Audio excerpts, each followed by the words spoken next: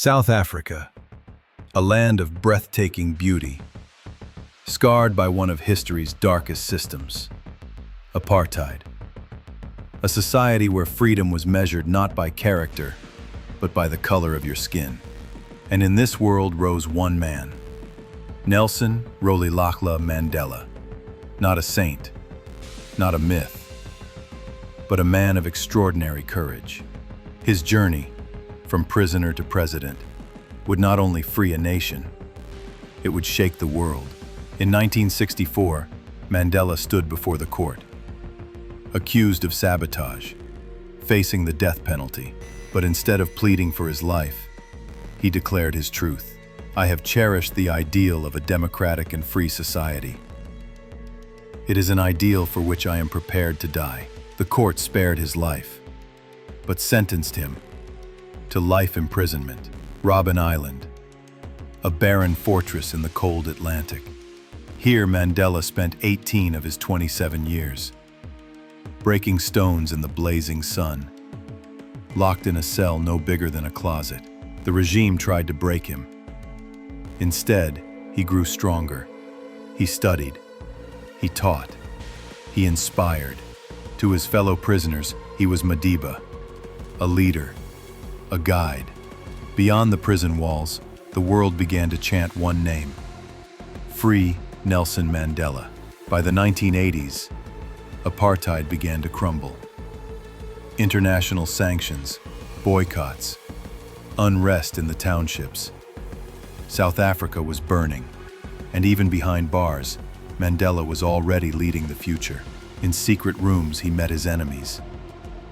He was the key to South Africa's survival. February 11th, 1990. The gates opened.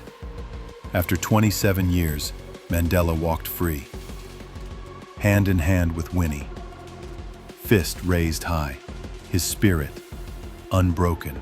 The world waited for vengeance, but Mandela's words were of peace. I stand before you not as a prophet, but as a humble servant of you, the people. Freedom was only the beginning. South Africa stood on the edge of chaos, violence, assassinations, fear of civil war.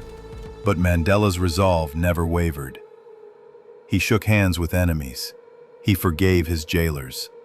Alongside President F.W. de Klerk, he dismantled apartheid, law by law. In 1993, the two men shared the Nobel Peace Prize. The world knew the impossible was near.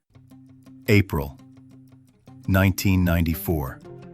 For the first time in history, South Africans of every race stood together to vote. The lines stretched for miles. Some waited all night. Tears fell as they cast their first ballot. The result was inevitable. Nelson Mandela, once prisoner 466-64, became South Africa's first black president. Mandela's mission was not revenge, it was healing. He created the Truth and Reconciliation Commission, a place where victims and perpetrators faced each other and spoke the truth. And in 1995, during the Rugby World Cup, Mandela shocked the nation. Wearing the Springbok jersey, once a hated symbol of white pride, he walked onto the field. When he handed the trophy to Captain Francois Pienaar, the stadium erupted. A divided nation roared as one. After one term, Mandela stepped down. He chose humility over power. He fought HIV and AIDS. He spoke for peace. He became a voice, not just for South Africa, but for humanity. On December 5th, 2013, Mandela left this world.